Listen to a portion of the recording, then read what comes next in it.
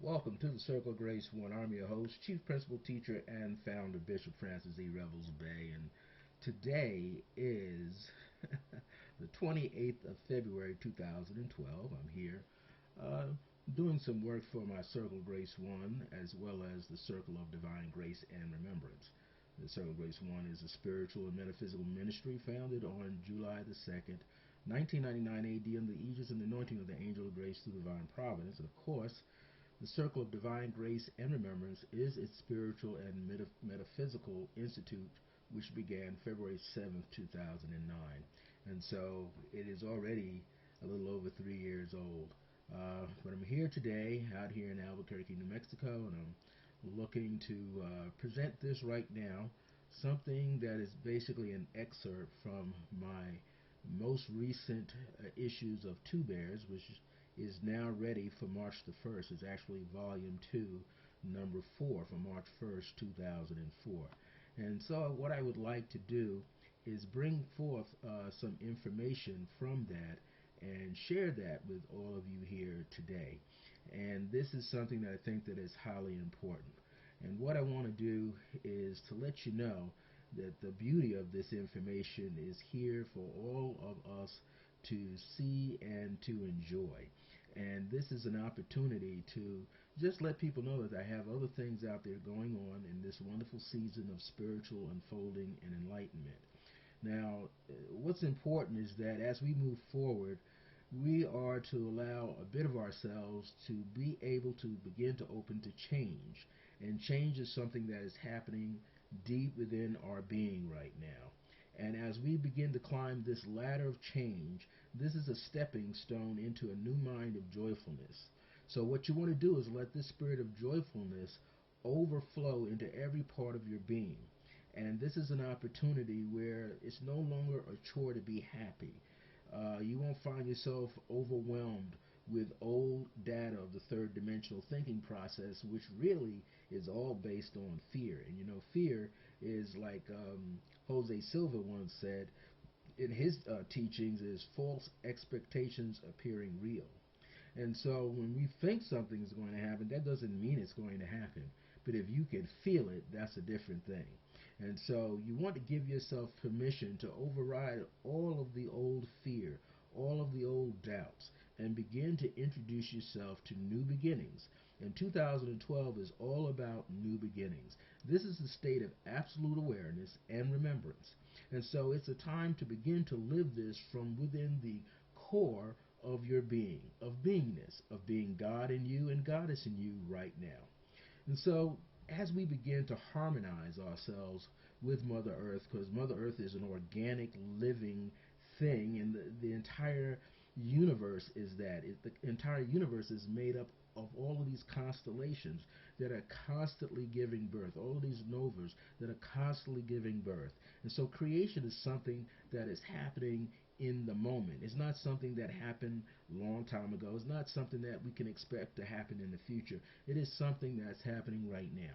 But those of us who are walking the path of healers, many of us are still learning to walk forth out of the path of the wounded healer.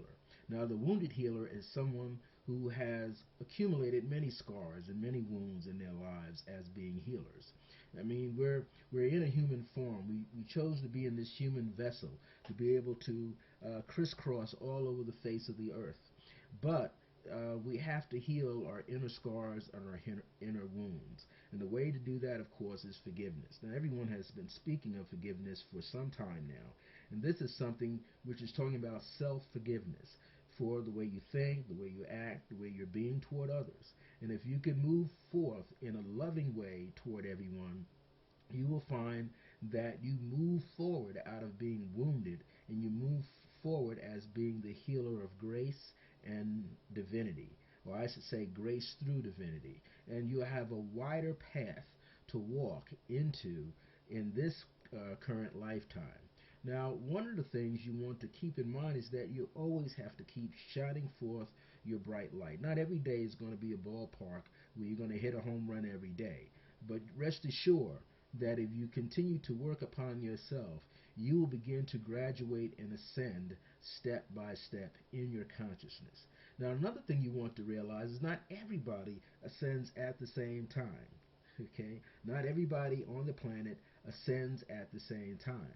What happens is, stricken way down and planted way down within our DNA, within our divine nature, some of us as souls have decided to move afterwards, to ascend afterwards, but to be here as a catalyst for others. Now, some have chosen a role to do it in a negative way, or to do it through their ego, to, as we say, be a pain in the neck to others, and then that makes a person almost kind of wake up and move forward. And there are those that you have those kind of contracts, soul contracts with. Then there's those you have a soul contract where it's a loving process, a loving and a giving and a taking. So the ascension process is encoded within our very DNA, and our divine nature is already activated, it's already in motion. And so many of us become anchors for others. And as you become an anchor for others, you're in essence giving in service to others, and therefore you are allowing yourself to receive even greater rewards through many of your divine relationships that you have in this particular moment. So everything that we do shall be done through the infinite power of divine grace under this divine principle by aligning with the unconditional love of the light of God. We are claiming our divinity as God the I am, and we embrace I am that I am. As you go through the portal of the fourth dimensional element of unconditional love and divine grace, we enter into the consciousness of the fifth realm of being. We are the and the words overflowing with divinity. This is where what is manifested in the spirit shall now materialize on earth. And earth is a play on the word heart. So all that you're doing that's coming from the spiritual plateaus of life is flowing through your heart, is being expressed through your divine consciousness. Now, this is something that we all are beginning to realize. And many of us are beginning to realize, are beginning to reawaken to the fact that the heart is the seat of the soul and not the brain at all. We're beginning to realize that the brain, it houses the mind. It houses our personality, which is called our ego. And the ego often has us feeling separated from the divine. But we don't have to worry about that anymore. We are now realizing that if we stay in the heart region, in the zone of the heart chakra, we'll find oneness and unity occurring.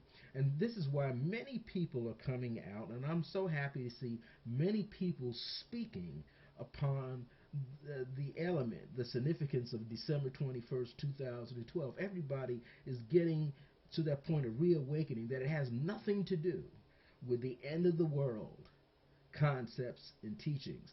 That means all of the third dimensional thinking processes are dying away. All of that ego personality is falling to the wayside, to the background in your life. And these falsehoods and misconceptions are no longer becoming chains around your neck, wrists, and ankles, and not no longer around your waist. You can now see yourself as a divine being. It is merely the end. December 21st, 2012 is really the end of the third dimensional consciousness and stepping into and embracing the fifth dimensional conscious awareness and living from this plateau of conscious awareness. It is imperative that we respect our physical bodies as vessels of divine expression and vehicles for the soul to use when traveling through and on our organic Mother Earth.